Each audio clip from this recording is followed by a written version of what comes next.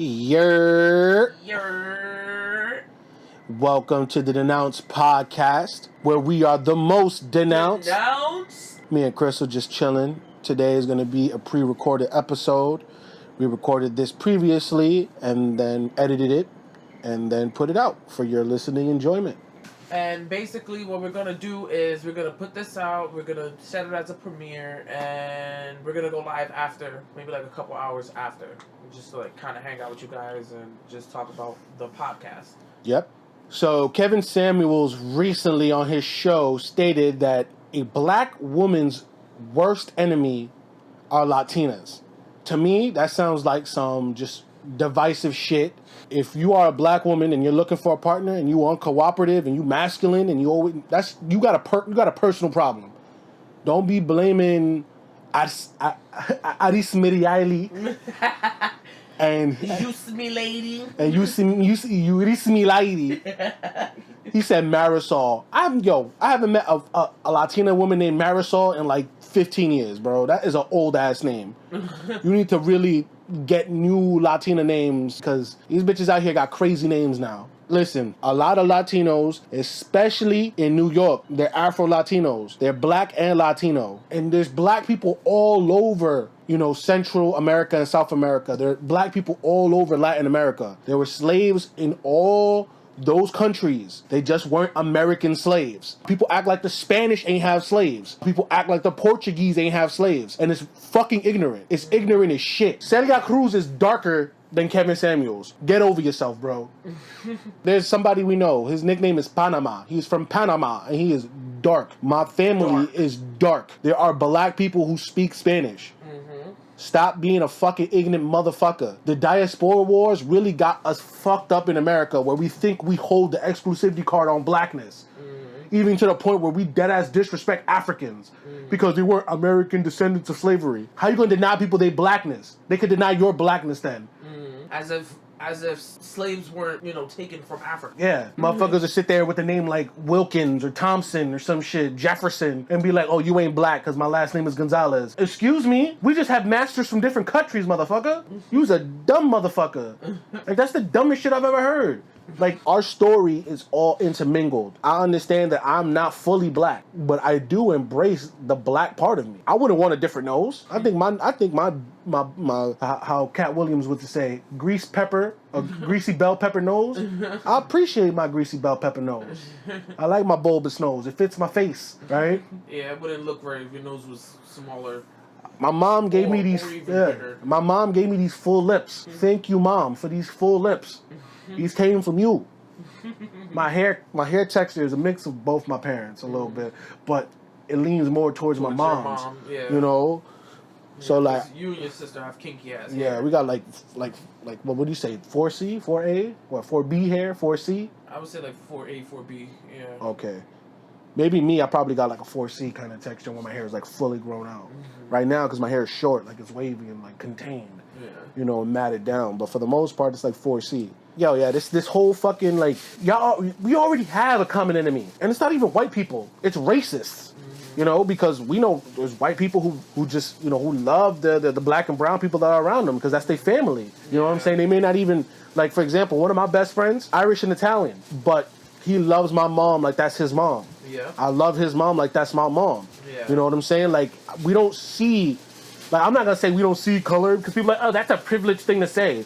When it comes to the people I love, I don't see their race as like something defining about them. That's just something about them. Yeah. Like, oh, like you being, choose that. Yeah, you being right-handed, But when you're racist, that's when it's an issue. I gotta be like, yo, you saying some wild shit. And the craziest shit is, in my life, I have actually experienced racism more from people who look like me or are related to me than I have people from outside my culture. Like, on some real shit, yo, it's real fucking funny in my family how, like, the light skins don't fuck with the dark skins don't fuck with the mixed people, and it's just like, yo, what are y'all doing, bro? Yeah, y'all all the same family. Like, we all the same family, like, and it's crazy because there's people who are Garifu now who are light skinned, just as light as me, and they act like, oh, all of us, just because I don't look like red bone completely or whatever. Now you're gonna like, nah, get out of here with that nonsense. That's nonsense. I'm glad it's not like that in my family. Like my family, we embrace, Yeah. everybody. Because y'all have all shades. I mean, y'all don't really get light. The lightest light person is like you and your mom. Yeah. That's not like the lightest people in your family. Yeah, and the little ones. Yeah, y'all the only light skinned ones. I just saw a video where a robbery happened just right over here, right where on the other side where you walk towards where the Rite Aid or walk or whatever, on the other side. On that side. Yeah, so a video that was shown to me.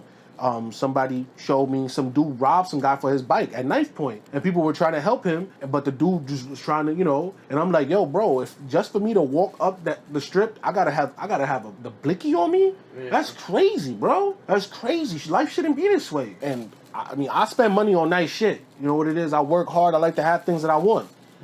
And ain't nobody like, yo, nigga gonna try to rob me for my phone? Yo, bruh, I'm gonna come find you. I'm gonna come find you. Ain't gonna be me send no police report. Nah, nigga, I got something to track on my phone. I'll press 2 buttons. I'll follow you. But that's just me. People gonna be like, oh, no, don't talk crazy. Don't come over here, Zales. You ain't gonna follow me. I will follow you. I'll track you like a fucking hyena, nigga. You bugging with the wrong one. All right? Ain't nobody gonna. I've never been robbed. Ain't gonna start now. Which is another thing too. Like a lot of people act like, people make it seem like us black dudes just be out here wilding. Like, a lot of us are regular dudes, yo. We just black. Yeah. I don't understand that. Like, yo, bro, look, listen.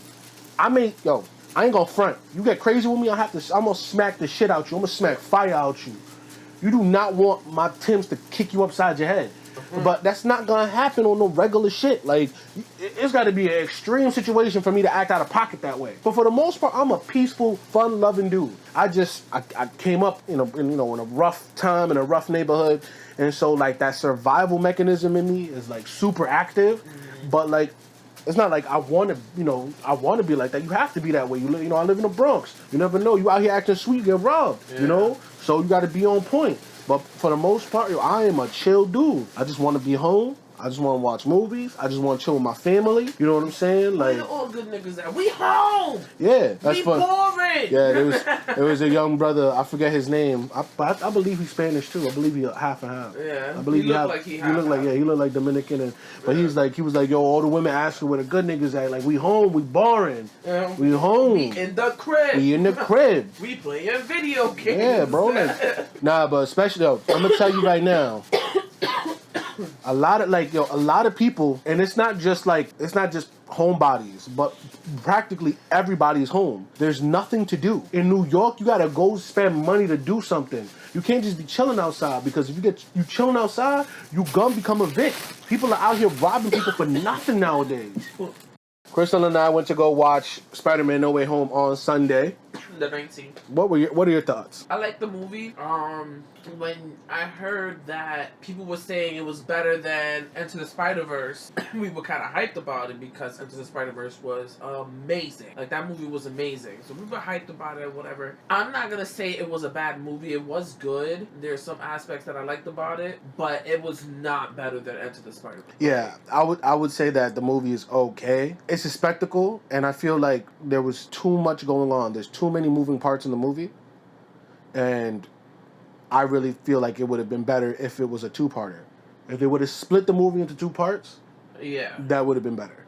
Yeah, because then it would have nicely, like, the pacing would have been so crazy, and then they could have developed the story a little bit more. Yeah, because I felt like it was kind of half-baked. Especially with how many big spider arcs they threw in there. Yeah. I don't want to get into spoilers and stuff like that, but like there are some major pivotal arcs in the Spider-Man story that are pretty big and have been, basically used to some extent in other Spider-Man media, especially like in shows and stuff like that. Like there's stuff in the game that they kind of they use similar plot threads.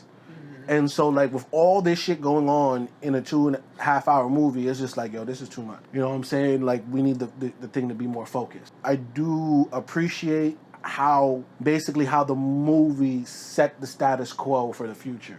There was a lot of complaints about, like, how Tom Holland was as a Spider-Man, and this movie is going to basically address those complaints and fix them. Because going forward, those complaints will not be valid anymore.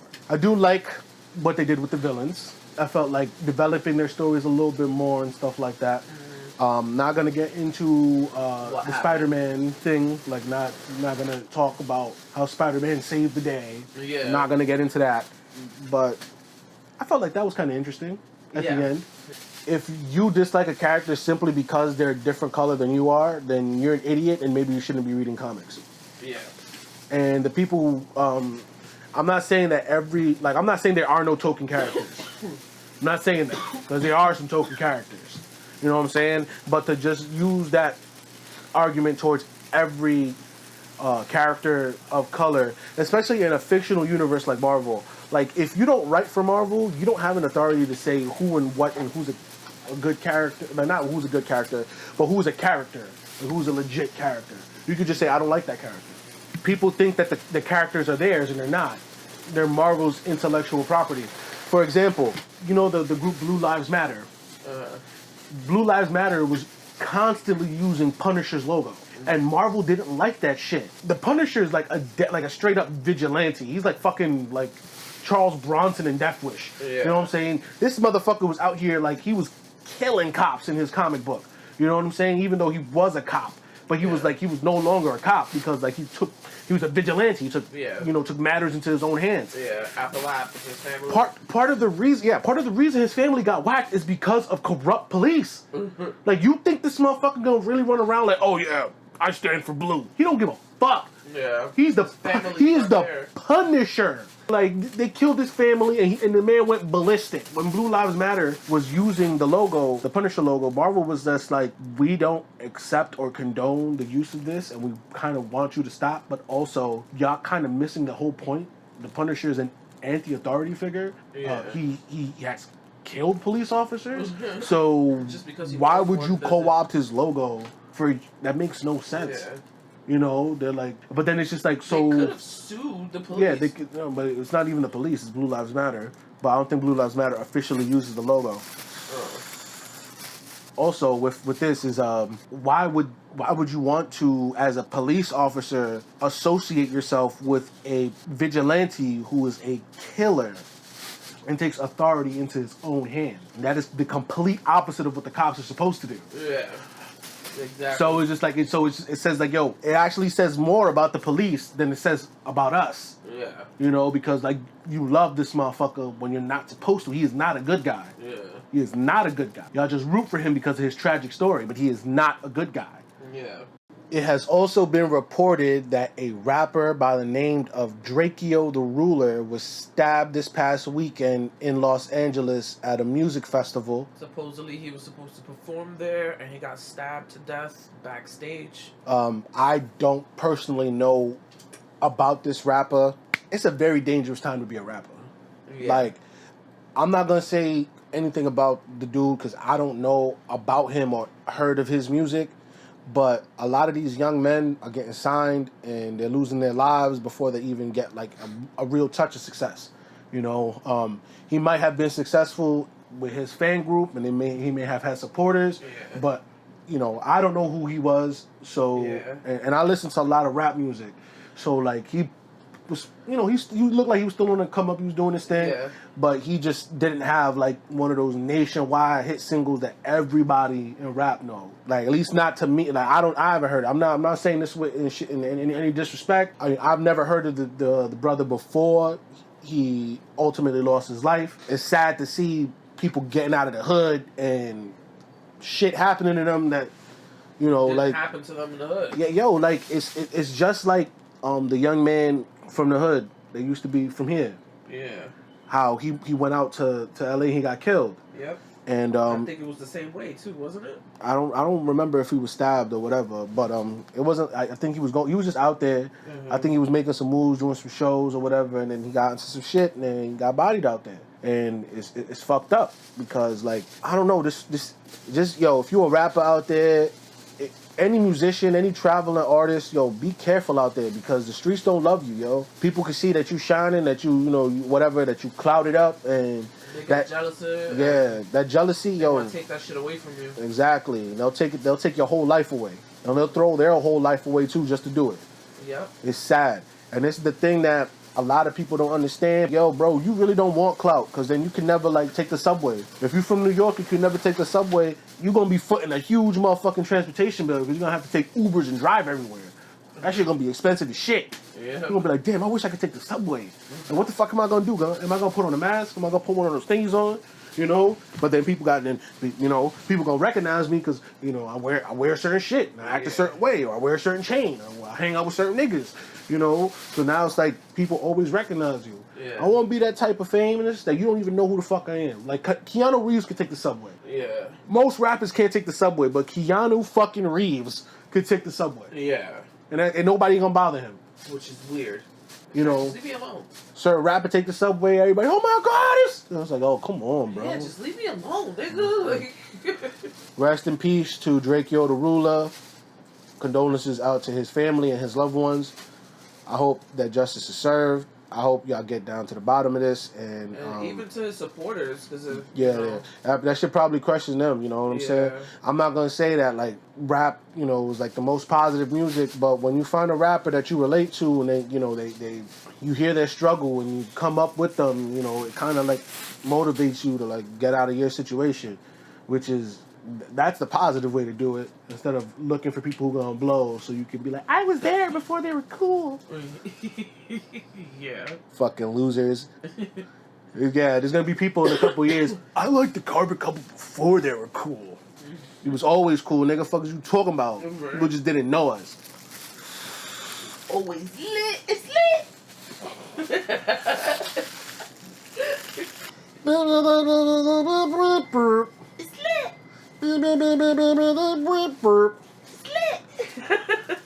I can't stand most rap music nowadays, yo. I call it mosquito music. The fucking overly fucking auto-tuned rap vocals that are just like fake melodic because the motherfucker can't sing. You know what I'm saying? Like, if you can't sing, stop calling yourself a melodic rapper. You're using auto-tune. Anderson .Paak, melodic rapper. Travis Scott, you pushing it, buddy. And I think his music is really bad. I remember listening to Astral World, and people are like, it's lit! And I'm like, this shit bored me to fucking tears, yo. I needed to literally listen to something else. One day, yo, deadass, I was like, you know what? This Astral World fucking album, I'm gonna give it a chance. Everybody raving on about it. You know, that one song is kind of okay. You know what I'm saying? I forget the name of this shit. They the were one with Drake. Yeah, they were raging, right? And then I listened to this shit one morning. I'm on the fucking bus going to work at 8:30. Like, well, what is not even 8:30? Like 8:10 and shit. Like, we sitting. I'm like, yo, bro, this shit. Like, I want to go to sleep. I want to go to sleep. I have to go get coffee now. I have to listen to something else to pick me up. Like, yo, this shit is boring. I'm like, you motherfuckers need to stop taking Xanax and all them goddamn opiates and listening to music, because I don't know what the fuck this shit is. Like, I don't know if I'm just old now, but this shit is boring. A lot of rap music is boring. Rap music should not be boring. It's like punk and metal. It should be in your fucking face. Yeah. You know, well, you can have some swagged out smooth shit, ain't gonna lie. But even then, that, like... It's not boring. That's yeah, I mean, boring. Biggie did some smooth shit, but then when you saw he was a big, fat, ugly motherfucker, it was like, oh, shit. This is kind of in your face. This fat motherfucker, this nigga talking some smooth shit. And the women like him. You know? You know what? Yeah, come on, bro. Get it together. Stop the mosquito music. It's lit. By the time you're hearing this, it'll be just 2 days before Christmas. Yep. I hope everybody has a Merry Christmas. Mm-hmm. Merry Chestnuts roasting on an open fire. Jack Frost nipping at your nose. Merry Christmas to you. I'm usually a Grinch. I'm not a big Christmas person. I like Christmas. I don't know. Christmas is one of my favorite holidays, just like the little one. The little one gets it from me. I think that's the only reason, like, why I have any Christmas spirit is because of the little ones. But, like, generally, in the general population, I don't like Christmas. I don't like going to the store. I don't like hearing Christmas music. I don't like being bombarded by it. Especially, when I work retail. Oh, my fucking God, bruh. It's like the worst. 10, 12 hours of fucking Christmas music. You just want to rip your eyeballs out, yo. It's like, this is some Gitmo shit, yo. I'm actually happy, like, when I was working Ashley Stewart, I don't think they played Christmas music like that. Like, I think it was more like a CD that they, you know, just turned on or whatever. And then if the radio was broken, we'll just play music off our phones. And it'll just be like whatever we're playing. Like, we wouldn't play Christmas music. That wasn't like the go-to, you know? Like, so I'm actually happy that I didn't have to deal with that Christmas music. Because that's one thing that I don't like about Christmas, is the Christmas music. Like, I fucking hate Christmas music. I don't like Christmas music. I was like, maybe like I don't like Christmas carols. Like, I don't like that music.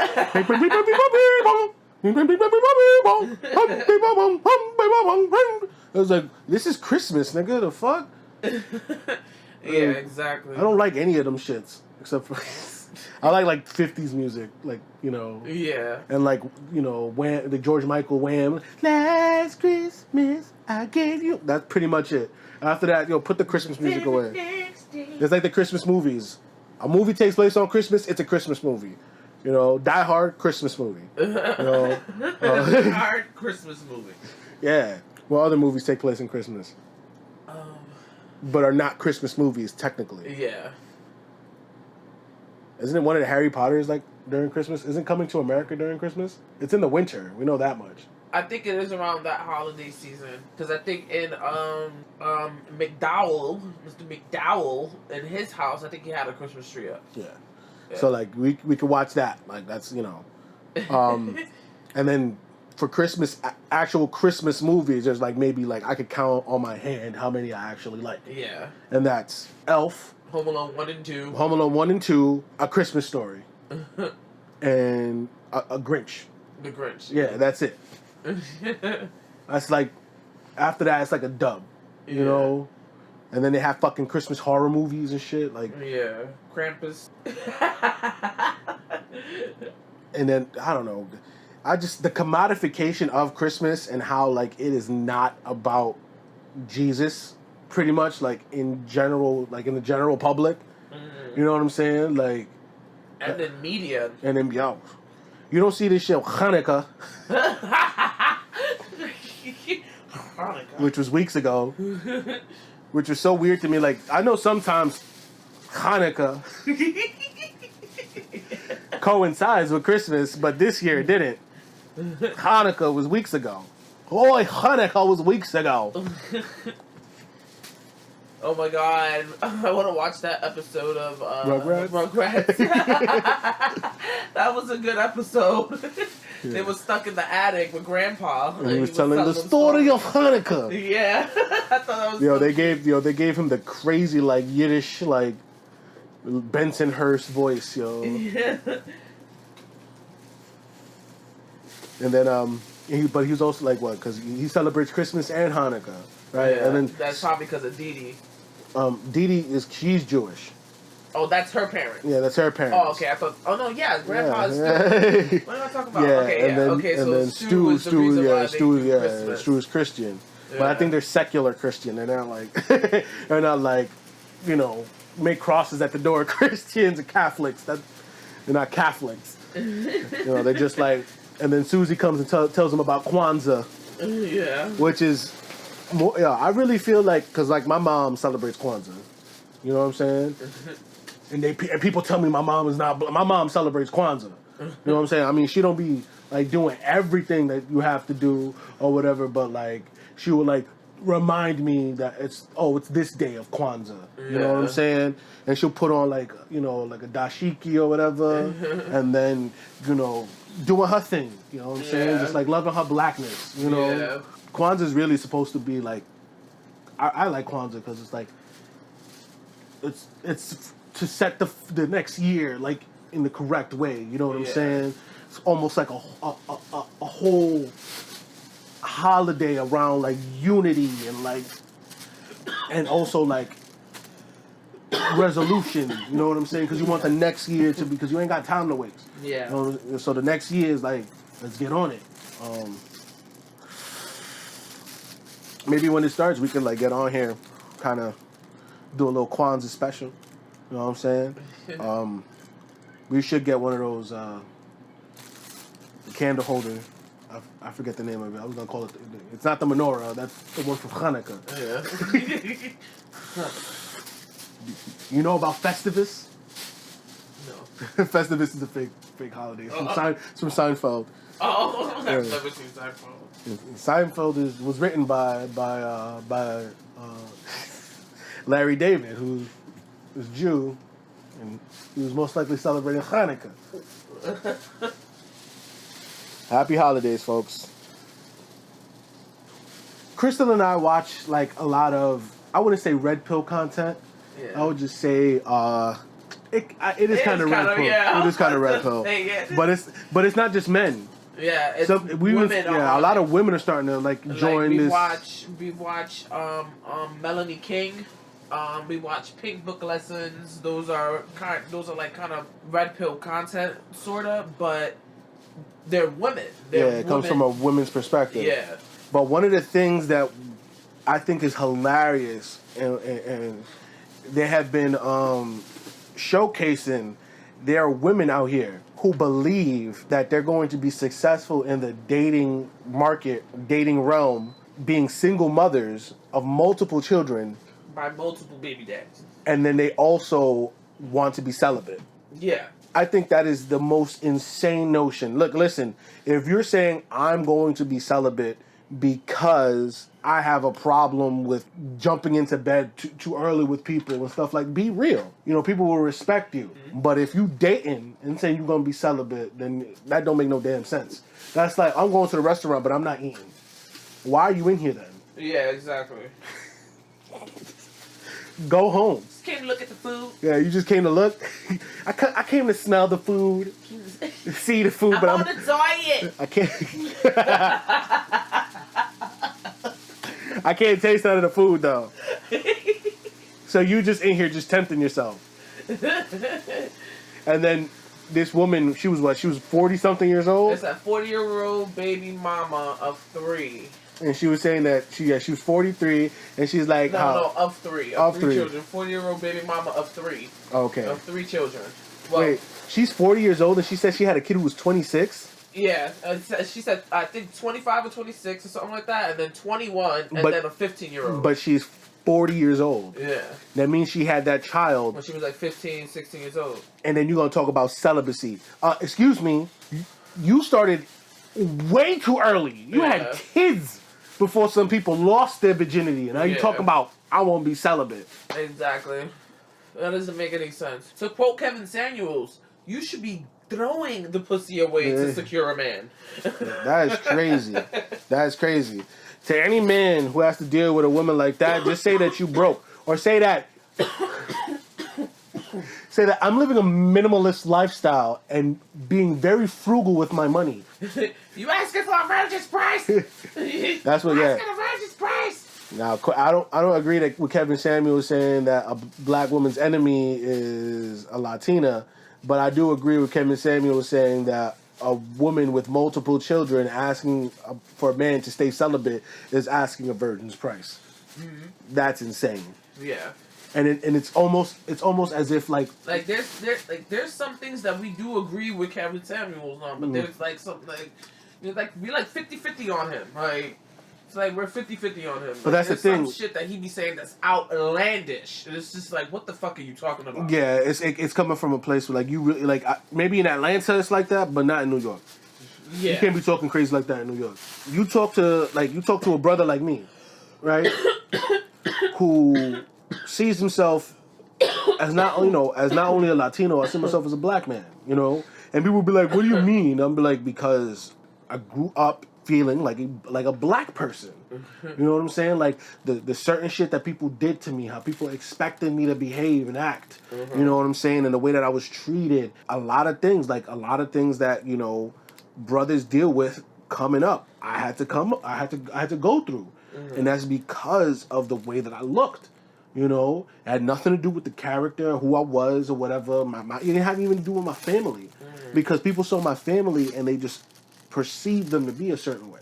Yeah, exactly. Everybody perceived me and Ricky to be some broke motherfuckers. growing up, you know what I'm saying? And it's just like, but my dad, like, because my dad works construction and he, you know, didn't speak a lot of English. Yeah. But my dad squirreled money away. We always had, you know. Yeah.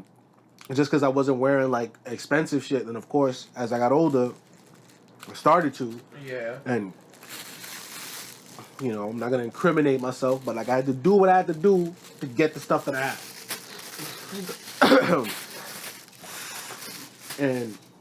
like, I didn't feel like, you know, I didn't feel like the light-skinned Spanish dudes, you know? I didn't feel like that. What you mean? Like, I didn't feel like how things were easy for me. Like, for example, growing up, I'm not the darkest person. I'm not, you're not. I'm not dark at all. Yeah. But I literally had girls telling me that, like, I'm too dark and stuff like that. Or whatever, I'm too black. Or I'm too hood, I'm or over too here shaking this. my head. Yeah, I can't see me, but I'm shaking my head. And it didn't make sense. Like, I saw, like, growing up, you see all, like, the light skin, like, light eyed, you know, blonde hair motherfuckers. Like, they were the ones getting all the girls. You know what I'm saying? And then, yeah, you know, there were brothers getting girls, but they had to, like, be a certain way. And I know that they weren't all that certain way. Seeing, like, friends that I knew were, like, having to act tough just to, you know, when they just wanted to be nerds. Yeah, as you know, you gotta be you gotta be thick-skinned and tough to, like, survive out here. But, like, to not embrace things that you love just so you could get a girl. And that shit is imposed heavily on the darkest skinned brother. Even though I'm not as dark as, let's say, my cousin Javi. Luckily with him, like, he was an athlete, you know, so he found, like, a way to get in. But he'd even tell you that, like, nah, like, he didn't even feel some of those things as an African American brother would feel. But then he went through even worse things than I did. Like, my friend right now is in Florida, one of my best friends. He's in Florida right now, and he is basically jammed up in the legal system. He's on parole right now because of mistaken identity. Fuck all that. Like, he's not even my friend. That's my brother. Yeah. You know, he's the godfather to my youngest child. I don't have no other brothers. I have a sister. You know, I have one sister. I have one sibling. He's my brother. And he, you know, and even then, he's not, like, African American. Like, his family is from Trinidad and Tobago. Yeah. But he's a dark-skinned brother. Yeah. And he's in Florida right now, jammed up with some bullshit over mistaken identity, and he going through mad shit just because of the color of his skin. You know, and it fucking sucks. And because he's one of the nicest people. Yes. He will give you the shirt off his back. Yes, he's always joking. He's always smiling. He's always this and that. When you see him, he's never, like, down. Yeah, you know, he's always like. He's always a big fucking ray of sunshine. Yeah, like he's just like the happiest guy you will ever meet. Like, it's crazy that he's in that situation. And if JoJo, if you listening to the podcast, we're talking about you, brother. We love you. We miss you. We can't wait for you to get through all your shit so you can come back home. Yeah, and we can get this shit clicking. Bro. Like, yo, on some shit, when this fucking podcast get clicking, you gonna be on here with us. We're gonna be doing all types of shit. Yes. Like, let's get it. Let's get it. But we love you. Bring you home. We love you, brother. We're gonna bring you home, yo. I'm worried about the divisiveness in the media. I see myself as a Latino. I see myself as a black person. I see myself as somebody who came up, like, you know, people would say that we live in poverty. Mm-hmm. But to me, poverty isn't you know, you could be broke, but it's more of a mental thing, because you could really, like, not saying that it's hard and not saying that you're not privileged or you know, whatever, if you're able to get out of poverty and fight out of it, because it takes a lot of tenacity and it takes, like, sacrifice and a little bit of gambling and some luck, you know. Mm-hmm. Some people ain't, like, they don't feel safe and secure doing that, so they just do whatever it is they do and go through the motions. Like, I'm not gonna knock the hustle, but to me, poverty is a mindset. Beyond that, like, I identify as these things socioeconomically, culturally, you know, ethnically, but that's not to say that I don't relate to, you know, a white person who has like financial trouble. You know what I'm saying? I relate to people who are entrepreneurs because I'm an entrepreneur. You are more than what people see you as. Yeah. Everybody is nuanced and that's why I call myself Zales because I'm you know, people are like, oh, you know, I'm not the diamond. I'm multifaceted. There's different sides to me, you know, and that's the reason why diamonds are so like, you know, people love them so much because the reason that they have multiple faces and how those multiple faces react with light and refract and reflect and stuff like that. That's what makes them pretty. It's not because, you know, they're just not one shape. Yeah. They're you know, cut and... Yeah. Exactly. So, to me, that's how I see people.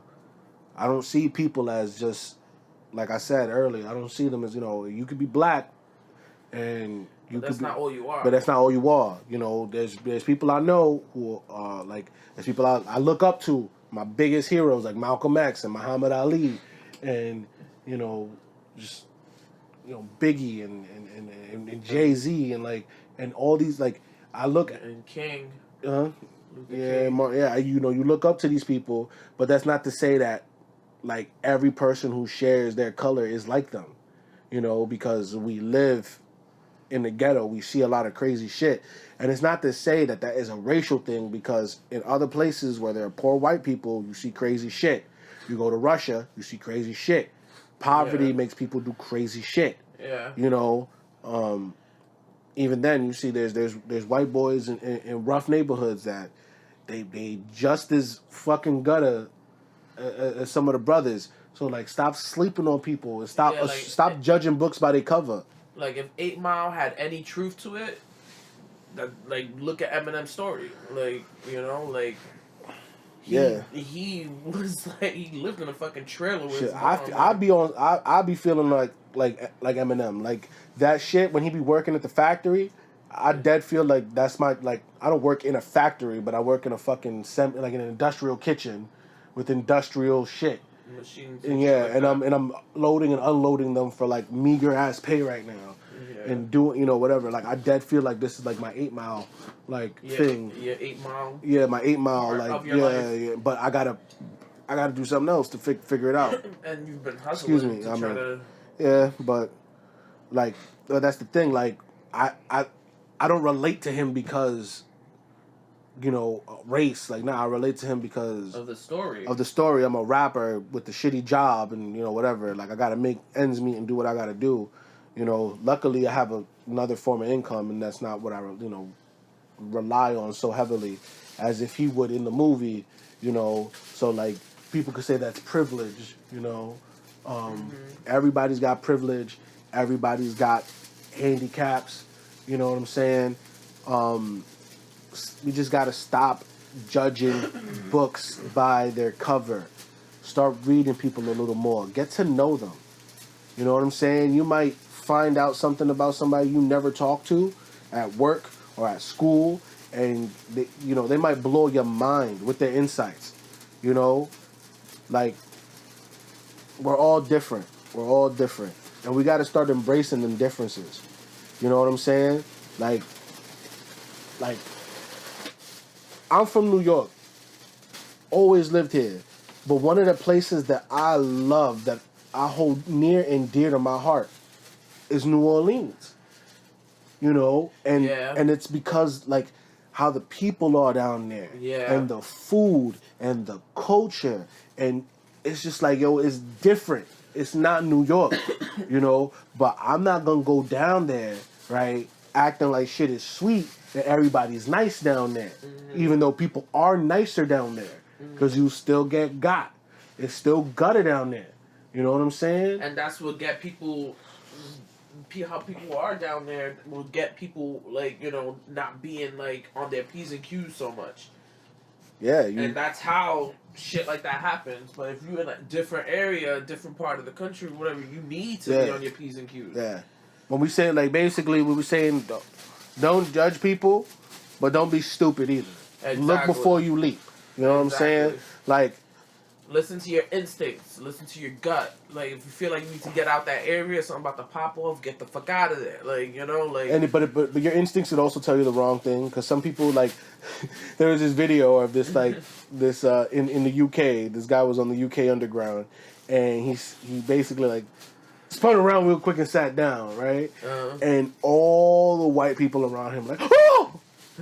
You know what I'm saying? So, like, but he ain't do shit. He just spun around. Like me, I just would have looked at him. Exactly. And I would have just went back to sleep. Like, we won't be like, oh my god, like, we're from New York. Shit like that is not gonna, like. I mean, like, he did wait to, like, get right to them. He walked in mad slow, and he walked in, and he, like, did, like, some crazy shit. And so, like, everybody, like, got mad startled. I mean, but for the most part, your instincts aren't wrong. For the most part. But I just told that nigga, what the fuck you doing, bro? Somebody should say, are you fucking stupid? You're mad. You're going mad. Since the pandemic, there's been like a widening gap, a widening income gap. You know what I'm saying? The poor are getting poor, and the rich are getting richer, and there's like a huge gap between like middle class and the rich.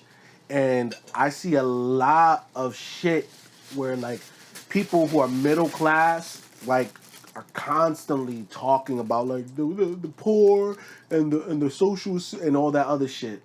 And I think it's disgusting how, like, the rich make the people who are not rich look at people who are, you know, right under them financially, like as if they're our burden on them, instead of blaming the rich. Like, yo, like the rich get tax cuts, the rich get all types of fucking things. Like, it's ridiculous the type of financial loopholes, you know, the rich could take advantage of, and nobody bats an eye. Shit could be dead illegal and nobody cares. Yeah. You know, and it's crazy. Like, for example, one of the things that I think is crazy is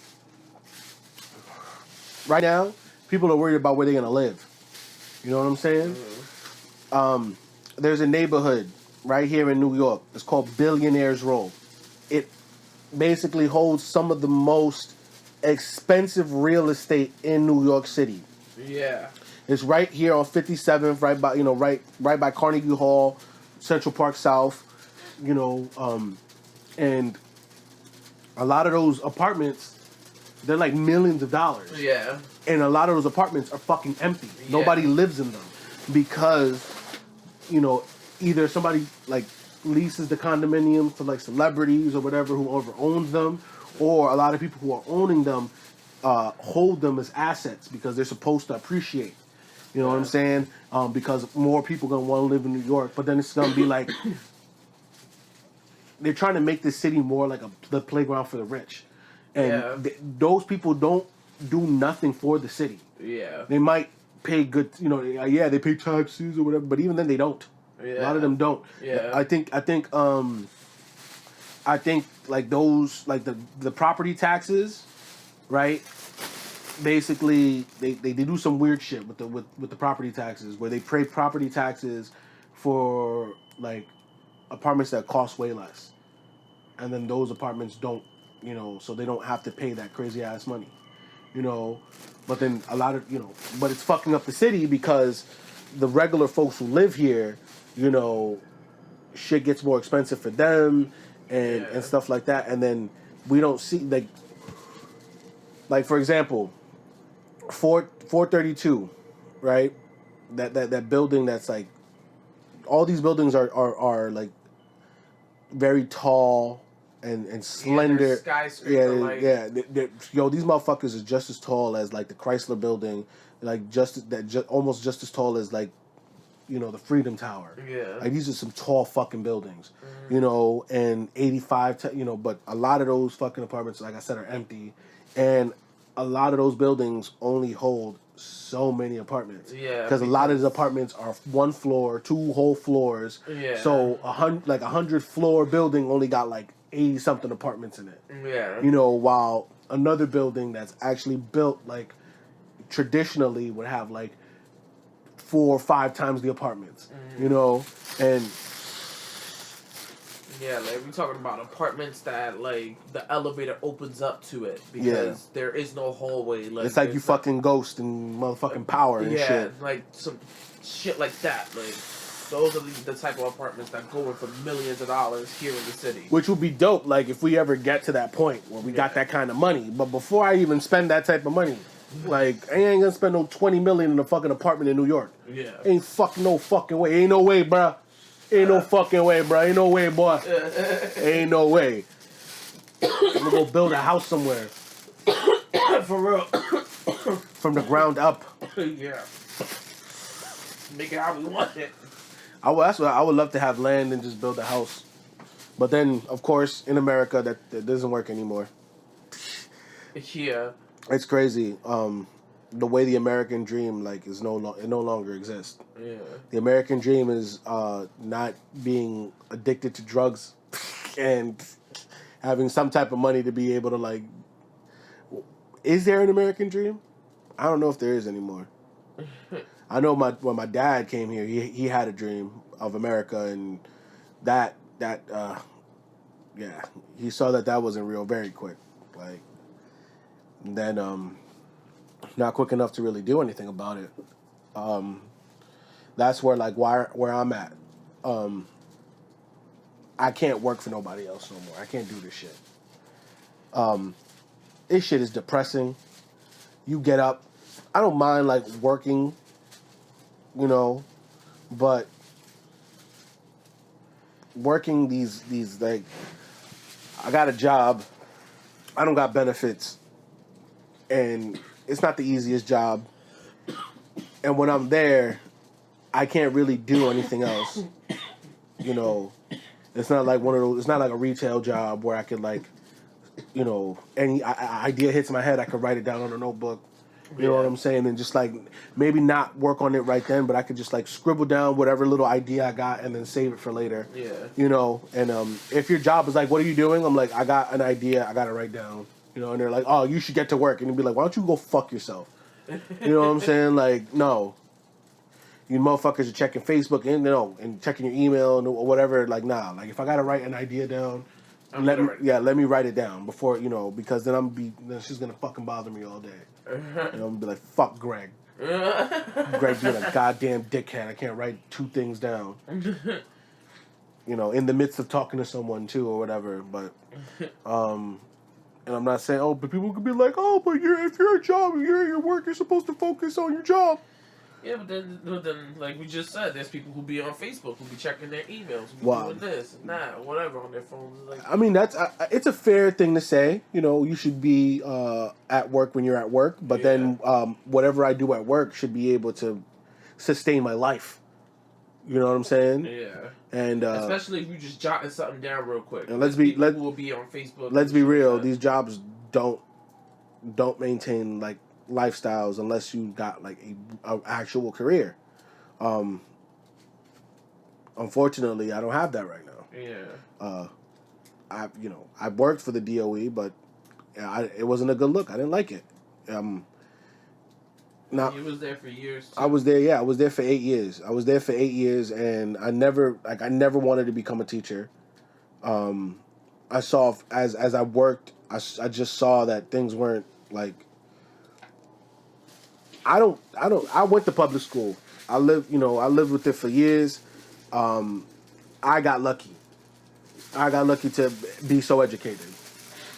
Like, I want to be very real about that. People who are like, oh, Zales, you're so eloquent, you know, you're very articulate. Mm-hmm. You could, express, like, very, like, abstract concepts in a concise way, and so people could understand it. Mm-hmm. And it's just like, yeah, but, like, not everybody in the hood could talk the way I talk. I read a lot growing up. Yeah. I read a lot as an adult. Yeah. So I wanted kind of to talk about like me coming up, like education wise, because kind of will give people more of like my background. So my family, my mom and dad came here about 83, from Honduras. Neither of them spoke English. They had me, and like at that point, like they started to learn English. So growing up, like as a baby, it's like my parents did not know any English. They were learning. Yeah. And I was learning with them. I was learning English off the TV because that's what they would do. They would watch Learning to Read, who was actually hosted by the guy who made Famous Amos Cookies. Oh, really? Yeah. On PBS. And that's one of the things that like I learned from my parents. I saw them learning. I watched them learn. You know, and that's something that like we don't do like as a society as a whole. Like my kids see me learn. They see me fuck up and do mad shit. Yeah. You know, and that's kind of, and that makes them want to like, okay, Dad's always trying something out and figuring it out, so we're gonna do that. You know, because that's how you're supposed to, you know, you model the behavior that you want from your kids, or you know, whatever, right? So I watched them, you know, do their thing. My mom went to school. My mom was going to school from when I was a kid, going to college, you know, reading books and taking tests, and seeing her do that, like, I looked at my mom like Aunt Viv, you know, like, you know, young black woman doing her thing, you know what I'm saying? Yeah. Like, always wearing pantsuits, and she had the similar hairstyle and everything. You know, dark skin Aunt Viv, not light skin Aunt Viv. And like my dad, yeah, he was busting his ass and working, but like he didn't stay like a day laborer, you know. Yeah. He weren't, and when he got his you know, his resident alien card, he went and then, you know, learned more English so he can get like jobs with the, you know, with the license, and they did that. You know what I'm saying? Like, I saw the progression. And I know I mentioned Aunt Viv, but like growing up, like you know, even though I was from the hood, like before I even started going to school, I saw someone be murdered in my neighborhood. You know, from early on, like I've witnessed death and messed up stuff. So my parents were always just like, education, we got to get out of here. Like, you know, being smart, education is what gonna get you out of here. And like seeing like the Fresh Prince of Bel-Air and seeing that a kid from the hood, like he was in school, and like, you know, like I guess that was like my dream. Like somebody could take me out of where the fuck I was and put me in like some shit like that, which would make even more sense later to why I felt like that. So my parents were always on the education thing. And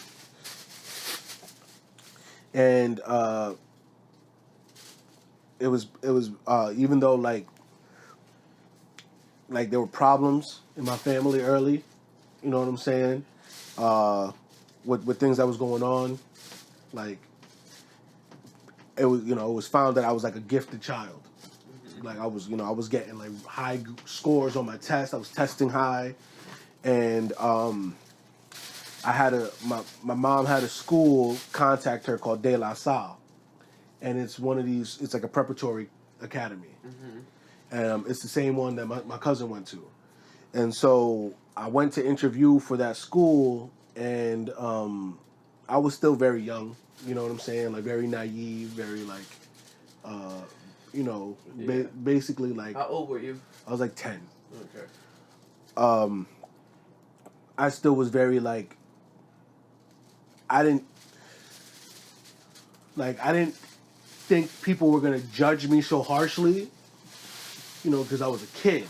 You know, and then going to the interview and like I did the IQ test. I don't know what my IQ was or whatever, but like it was, you know, higher than whatever. It was good enough to go to the school for a second, you know. But we had like an essay thing that we had to write, and they asked me at 10 years old who my hero was, and at the time my hero was Shigeru Miyamoto, who is the creator of Mario and The Legend of Zelda. He was, you know, of course everyone knows he's the creator of Mario. You know, he's the one.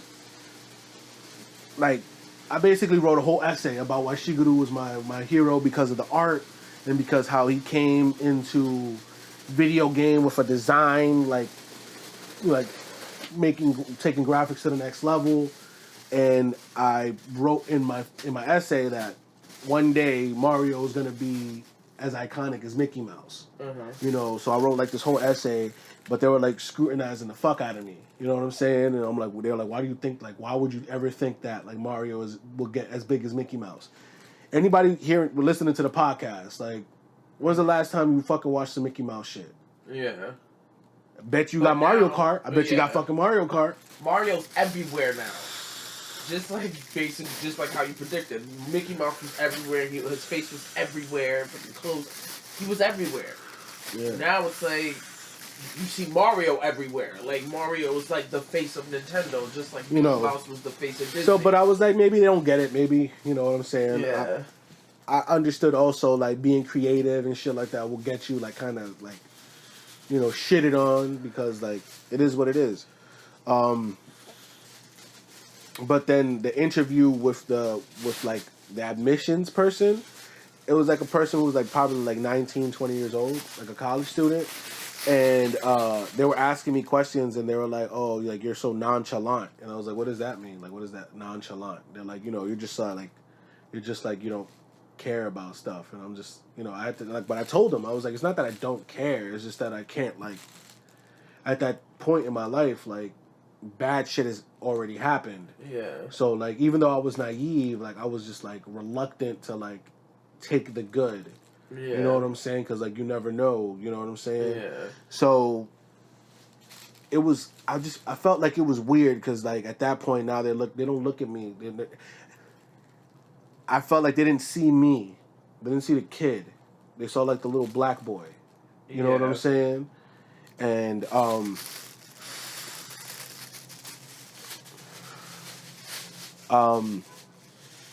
that shit kind of like fucked me up. And then like my best friends were like, so I have my best friend growing up, his name was Jonathan. He was like one of my best friends. I spent a lot of time with him. He's Dominican, but he looks like Guyanese or like, you know, Indian. He looks Indian. But he's very dark skinned. Yeah. And then he was like my best friend from first grade. And then in third grade, I met my homie Lionel, who was from Africa. His family came from the Ivory Coast. At first, he would fuck with me, right? You know what I'm saying? Like we would fight and whatever. But like there was one day he kicked me in my back while I was taking a piss and we fought in the bathroom. You know what I'm saying? Like we went at it, yo. Like we were so like mean to each other and shit like that. But it was never like we were just mean to each other just because we were like, I guess like we were rough and tumble, whatever. Yeah. You know what I'm saying? But then I noticed how people were treating him fucked up because he was from Africa. Yeah. They were calling him shit like African booty scratcher, and I didn't like that shit because like, you know, my mom is black, and people treat my mom and dad a certain way because like they're not, you know, from here or whatever. So I was just like, yo, don't talk to him like that. Like, nah, fuck out of here, bro.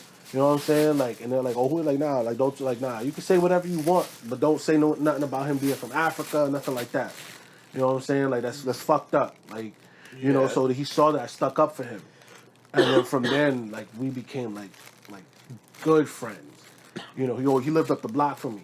You know what I'm saying? So I would go to his house and his mom would fucking yell at him in French because, you know, they're from the Ivory Coast and she, you know, that shit sounds scary. You know what I'm saying? And, but like, we lived in his hood.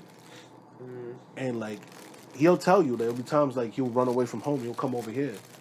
And then his dad will call my mom and call his mom and be like, yeah, son's over here, whatever. But she's like, oh, thank God he's over there. You know what I'm saying? Not anywhere else. Yeah. And then he and I would like go skateboarding together as kids, you know. But we were both like he's also very intelligent. Mm-hmm. So then in middle school, right? Oh, even before middle school, I think this was a big thing.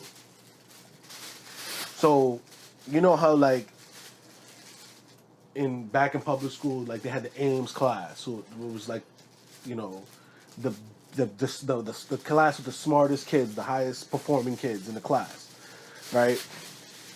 Which I felt was kind of fucked up too. Like it made us like look like we were way better than the other kids. You know, some of us were not as smart as some of the other kids. You know,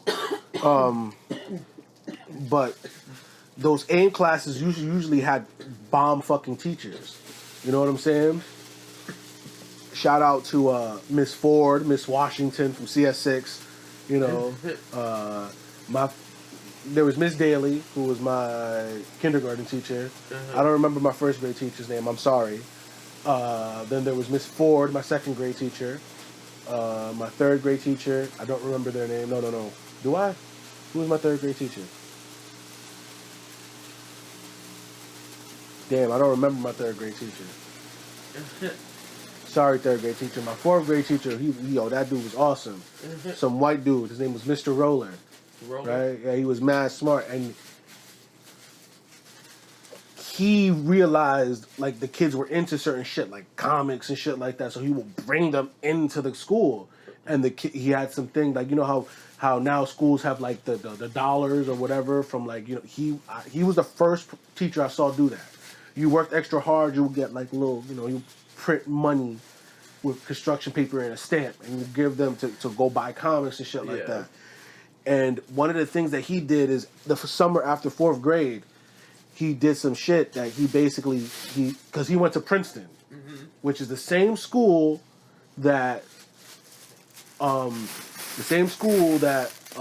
Phil went to in Fresh Prince. Yeah. So the summer after fourth grade, he was able to get a bunch of parents and whatever, and people sign up. He was able to take a bunch of us, like a whole class, you know what I'm saying, to Princeton University. Yeah. And we stayed a whole summer there in the dorms in Princeton. Yeah, I remember you telling me. And we used to go swim every day. We had classes that we would, you know, do stuff. And being on that campus, it was like being in a fucking fairy tale.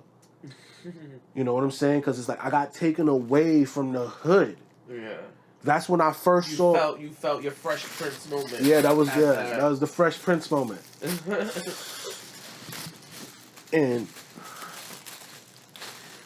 and I was what? That was fourth grade, so I was like 9. So that's 1997. That was the first time I saw an N64. That was over there? It was in Jersey. Oh. I forgot what it was. I guess because I was like one of the bigger boys. They're like, yo, we need some of the boys to go help pick something up from somebody. And so we went to somebody's house. And they were like, oh, you know, we have to break we have to get it ready for y'all. So y'all can go chill with the person's son. And he took us upstairs and they fed us snacks and shit like that. And they had an N64 with motherfucking Super Mario 64. And I was like, yo, what the fuck, bro? And like at that time, like I had never really met like white people before, besides Mr. Roller. And so I met a ton of white people that summer, and they were so nice to me. We ate in the fucking dining hall, like a lodge thing, and it was like a camp thing at Princeton, and a bunch of white people took us out the hood. You know what I'm saying? And like I'm dead ass thankful for that. Like that time of my life, like I was like I can never hate a white person simply because they're white. Yeah. Like the motherfuckers have allowed me into their home. You know what I'm saying? Fed me, and you know whatever, and like so. It's not the color. It's you know whatever. It's the character. So that in fourth grade, that shit was amazing. And Vicky was able to go too. And they took us to Washington D.C. And they took us to the museum, the Space Museum over there. And we got to meet Hillary Clinton. You know what I'm saying? Like there's a picture like with me and with Hillary Clinton, like with a big ass group of people. You know what I'm saying? And so like that shit was dope. And then in middle school, Lionel was there with us, right? and that shit. And in the middle school, me and Lionel got sent to a program. We had to go to school after school on Wednesdays and all day on Saturday, so we could prepare for the test for the specialized high schools, for Stuyvesant, Bronx Science. You know, I forgot the other one. I know there's Stuyvesant and Bronx Science. I don't remember the other one. Right? And we went to that shit. That was the first time that I read To Kill a Mockingbird. I didn't like it like that when I was a kid, but reading it again, you know, You understand it better. like yeah. And that was like the first time like I liked because I didn't like the book right too much, but then the movie was and then I read the book again and I was like, oh no, this shit's fire, right? 12 Angry Men. That's when I found out about 12 Angry Men, and I was like, oh, I can fuck with black and white movies and shit like that. Yeah. You know what I'm saying? So like now I felt like yo, yeah, I'm from the hood, but that don't mean I gotta be I don't gotta be stupid. You know what I'm saying? Like I could read, I could do this. I could also be cultured, but I could still it's not that like I'm not pussy. Like you ain't gonna fucking talk to me no type of way. You know what I'm saying? But like that side don't gotta come out me. You know what I'm saying? It's like Dr. Phil. It's like Uncle Phil, right? You ain't know he was a pool hustler. You ain't know that. You know what I'm saying? Like you don't have you could. It's not that you put away those things. It's just that you do things accordingly. Yeah. You know what I'm saying? When you need to. Yeah, like it. So we dealt with mad racism there. You know what I'm saying? Like, cause there was times like Asian kids would come up to like me and Lionel and be like, yo, you got and it's like, yo, we're like fucking 12, bro. We don't even go here. Like, this is Wednesday and Saturday school. Like, we definitely don't got that. Right. You know what I'm saying? Even though we was on the me and Lionel could have made a killing, but we wasn't hustling then, at least. You know what I'm saying? Also, too, they would have bagged us up immediately. Fuck that. You know what I'm saying? Like, so like growing up, like having those opportunities, like that shit was amazing. You know? Yeah. And then unfortunately, the only thing is that even though I was going through those programs and shit, like I didn't have any real guidance. You know what I'm saying? Like my pops was a construction worker, really didn't have no time, you know what I'm saying? He also drank, you know, like even though y'all heard all this beautiful shit that happened in my life, but like there was a time like, you know, there's a park close by that all the Hondurans used to chill at and drink. And there was one time we was walking back and my dad got jumped by two dudes who were trying to rob him. And I tried to fight them off. And I'm like 8 years old. You know what I'm saying? They could have hurt me. They could have hurt my pops, but they didn't. They saw that I fought. And I was like, nah, on some Simba shit. You're not taking, you know, whatever. And they're just like, they felt bad for me. But my dad was tossed, you know, fucked up, like drunk off his ass, couldn't walk. That's why they were able to get the drop on him, you know?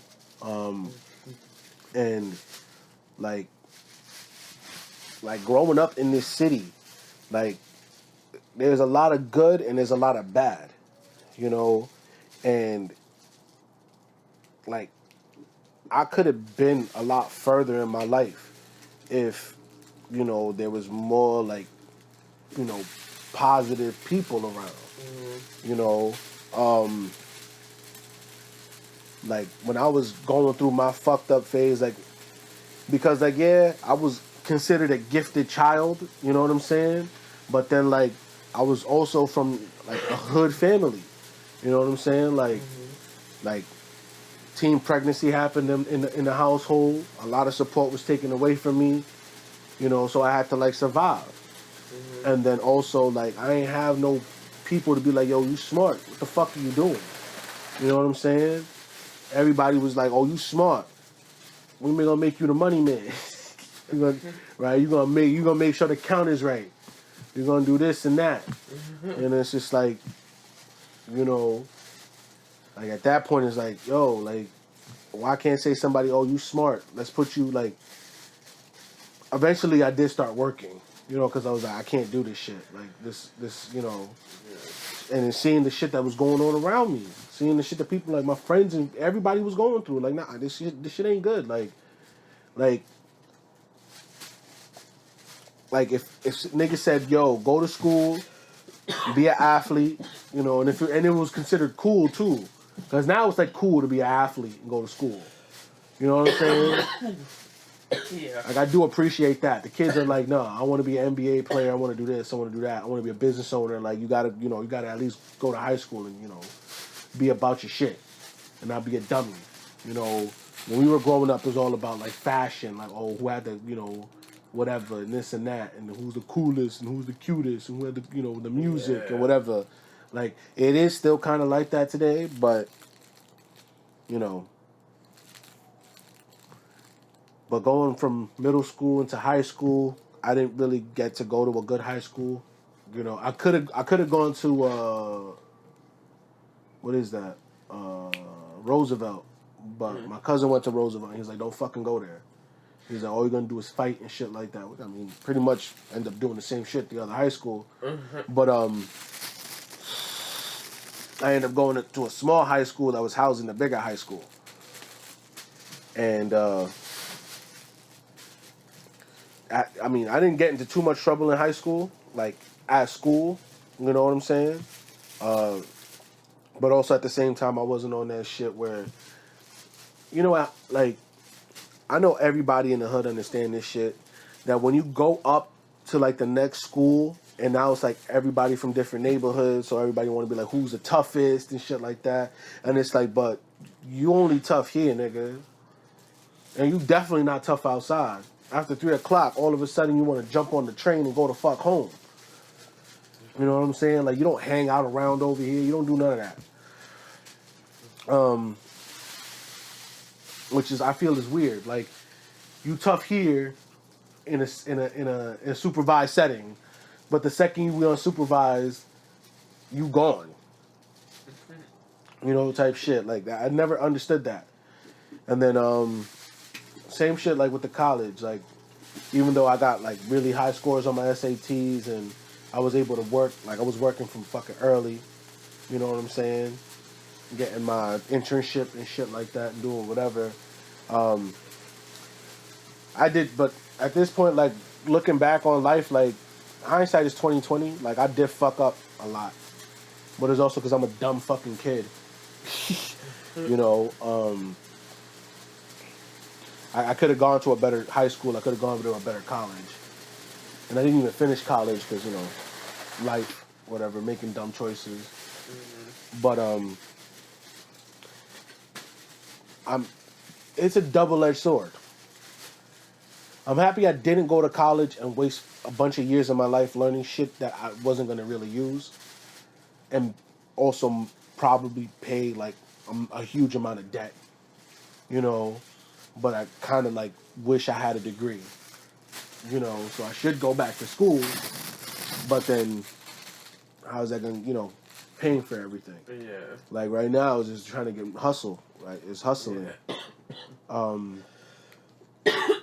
Trying to make up for all the mistakes that I made. You gotta, like, and motherfuckers think they're always perfect. Like, I'm the type of person, I get down on myself because it's like, yo, there's a lot of shit I haven't accomplished. Like, and to really be honest, and I want to accomplish more, but I'm really far behind on a lot of things I want to do. Even though people were like, oh, give more credit to yourself, because I'm a lot farther along than a lot of people thought I would be. Or even, sometimes I even think, like... And just how your work is now, like your work is way better than what it was years ago. Like you're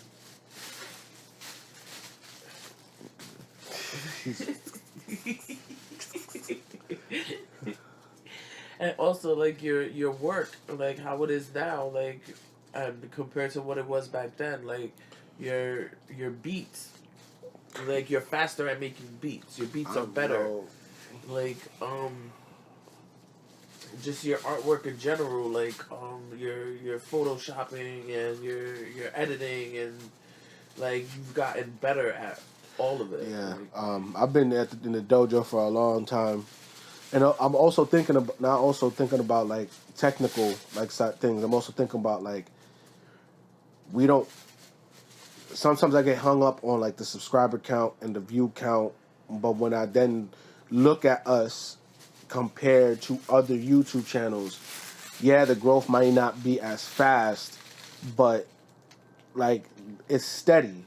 You know what I'm saying? and at least we know our growth is real, too. Like we have what, like maybe 65 subscribers on this channel? No, it's 63. We got 63. We gained a subscriber like I think like a week ago or something. I don't know the numbers exactly. I just be rounding up or down. But I was thinking like some channels, you know, that we see videos from the people we know.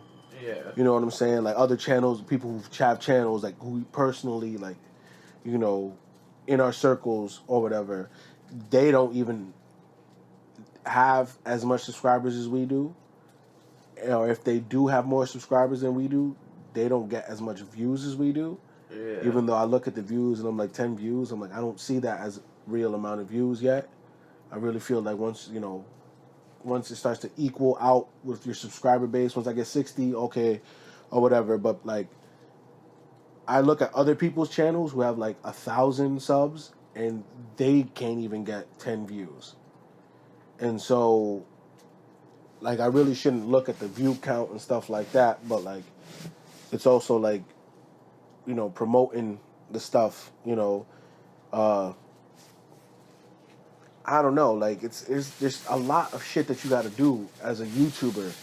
It's not like being a rapper, and even then being a rapper like nowadays you got to do everything.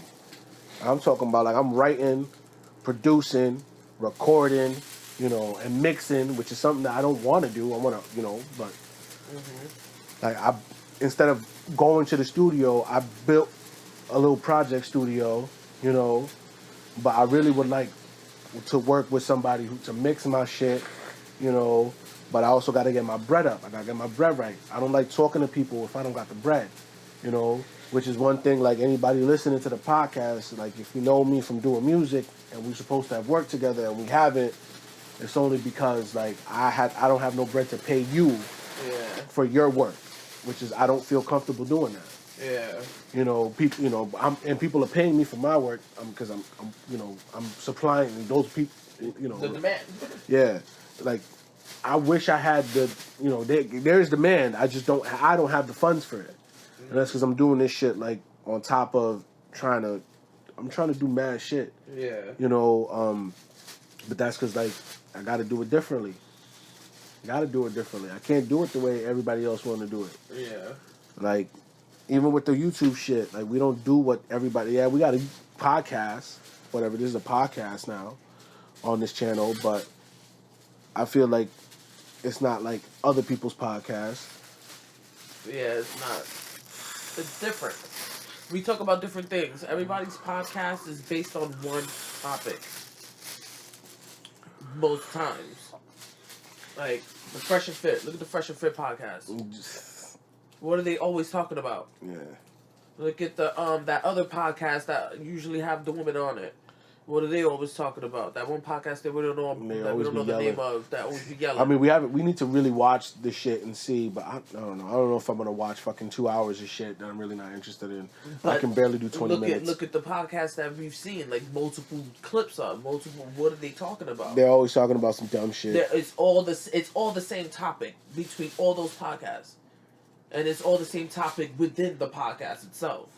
We just talk about dating. Yeah, dating and relationships and what men bring to the table, from a bunch of people who are not in relationships. Yeah, and it's like our podcast is not like that at all. We're on different topics, or you know, we're on a different type of time. we come with different topics. Like we're not talking about one thing all the time. Yeah, we will bring up relationships every once in a while because we think it's funny. Like a lot of the fucking entitlement that people have in the dating world. I think both men and women have gone insane. And even then, when we do bring it up, we're not talking about it in a way that they do. I think it's also because, I mean, it's not only we agree on most things. I mean, because we're a couple, we're in a relationship, so that's how people are. When you're compatible and you work with each other, y'all mostly agree on shit. Fundamentally, it's not like I'm here saying like, oh, I think this is morally wrong, and Crystal's like, I'm gonna go do that, like, and same thing for her. She's like, I don't think this is a good idea. I'm not gonna go, like there's respect on mutual sides for like, this is how I want the person who I'm with to be, type of shit. I ain't no fucking, like, for one thing, she don't like gold teeth. I don't like gold teeth either, but I'm not gonna start wearing gold teeth all of a sudden. You know what I'm saying? It's disgusting. It make your mouth look dirty as hell. That shit makes your mouth look nasty. I always thought it was a weird thing to put gold in your mouth. That's just like, I don't know. It's a look. I guess some people do it, but I can never. I don't know. It's a look, but it's a nasty ass look. I don't know. I would never do it. I'm a rapper. I'll never get a girl. I'm not a chain nigga. I'm not. It makes your mouth look like it smells like shit to me. Like that's what it makes your mouth look like. Like it looks disgusting. I'm not a jewelry guy, so I don't see the appeal of like wearing gold, especially in your mouth. Like, I don't know. And it's also because like if you're wearing gold in your mouth, you better be ready to like fight for that shit. Because I'm pretty sure a nigga put a gun right to your face. Take the fucking grill off. Melt that shit down, make a pendant or whatever the fuck, or make some rings or whatever. That jewelry shit, I never understood it. Like, I never understood wearing mad jewelry. I'm from the hood. Like, you just look like a fucking walking billboard. You can get your shit took. Only person who should have mad jewelry on them is the nigga selling watches at a fucking Peacoat. Like, everything's for sale. Like in fucking Coming to America in the beginning, he had the fucking gold hair dryer and all that shit. Gold toothbrush. All that shit, the brush, the hairbrush, and all that.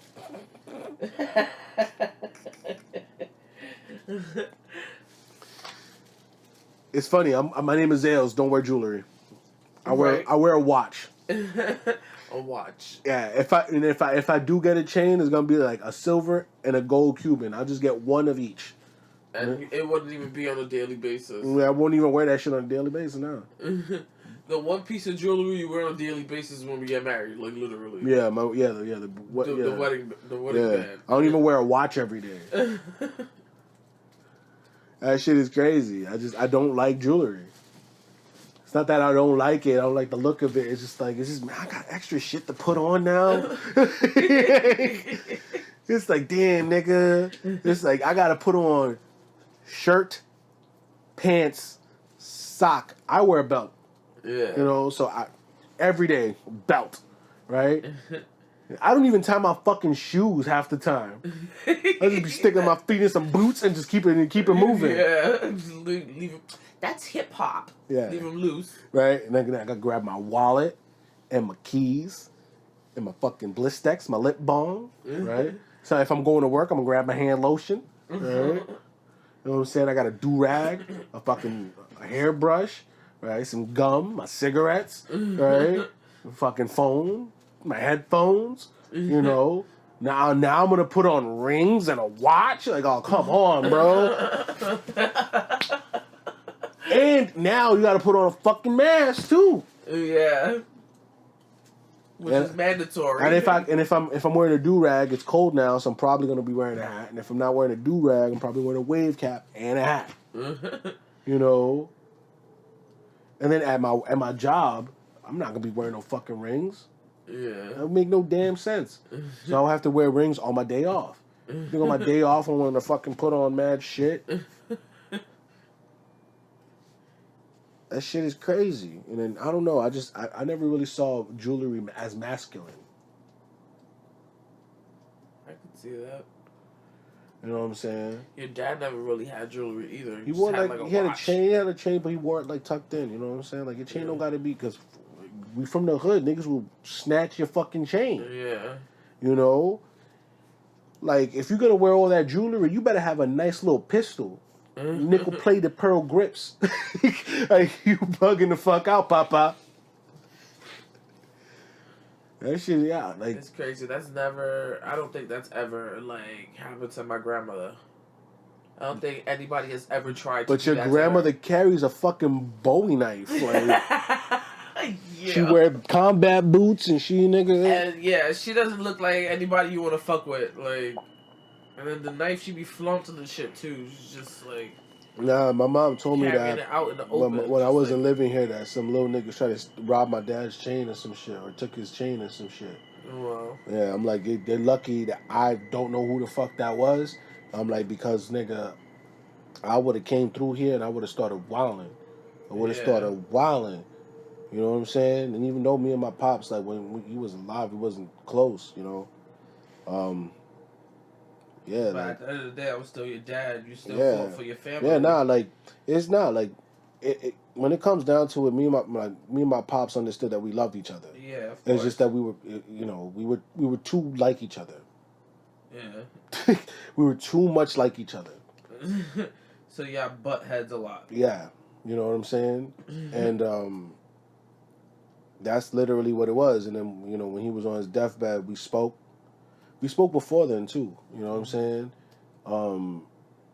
But when shit really was going down, like that's when, like he really because my dad never really opened up to me, and so that's when he opened up to me, because when he had no time, we had no other chance to, he had to open up to me, and so like me and him spoke, like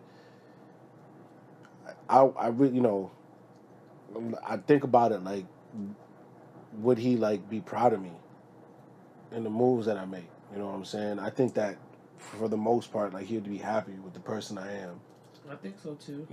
But also at the same time, he would be like, yo, you could be doing way more. Yeah. But then also like, there's things now, like the world is different. It's not like how it was before. For the last couple years, I've been trying to find my tribe. Yeah. And it's just weird that I gotta get out more, but that shit take money. And when you don't got money, what is it? The Sean Price shit. He says, hold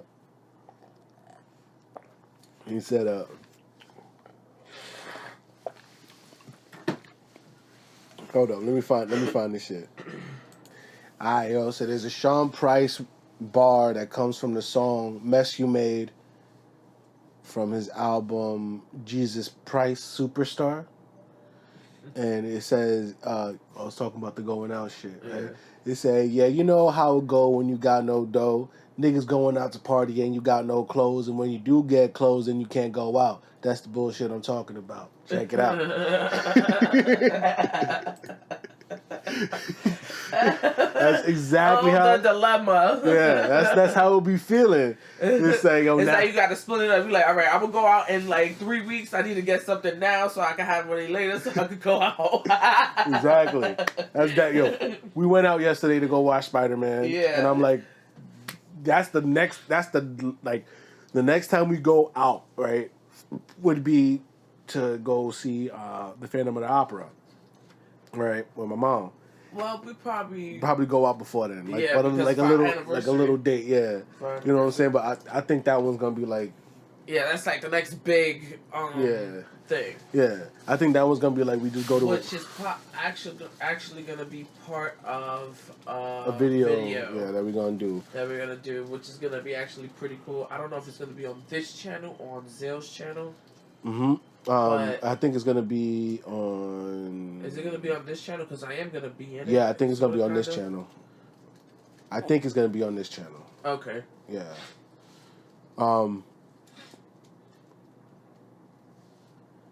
I think I'll probably just upload it on both. upload it on both. Maybe. I don't know. That would be cool. You could upload it on both because it is like still. Yeah. I think you said you wanted to do something like that for your channel too. So yeah, so I'll probably just upload that video on yeah. both. If you see it on there, it's like, oh really? No, I uploaded it on both of our channels. I don't care. Yeah. Like I want to do that for my, I want to. I've been wanting to do that. It's cool that we got to take her somewhere, so like we can add that into the video. And this is something that she said she wanted to see. Yeah.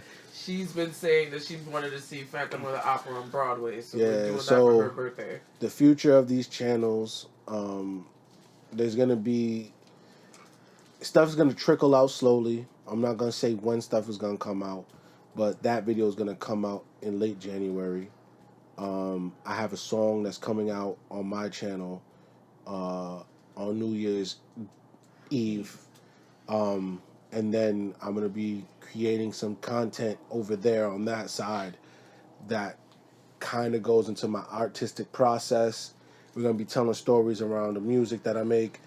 So over there is going to kind of be like on a weekly and monthly kind of thing. Every week, every other week, but it's going to be like tiny, like small videos. They're not going to be like huge productions, you know what I'm saying?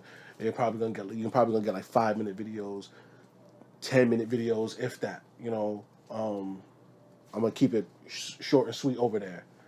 We're going to be recording the podcast on this channel and putting it out and then streaming later in the night so we could talk with our people. If you want to join the Discord, please DM Carbon Couple or me on Twitter. We'll vet you and get you in. We're going to start doing more interactions in our Discord where I don't like playing music sometimes. Maybe even do movie streams. Yeah, but we're trying to do something different with our Discord. Started. I don't know when we're gonna start it, but we're gonna try to start doing something different soon. Yeah, we got to get some people in there first. Yeah.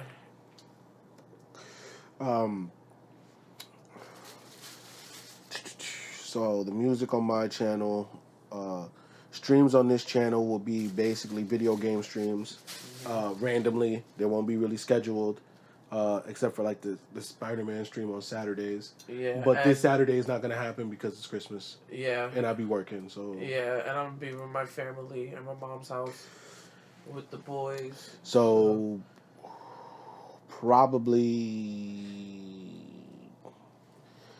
either Tuesday, which is tomorrow, or Wednesday, I'll probably jump on here and stream for a bit.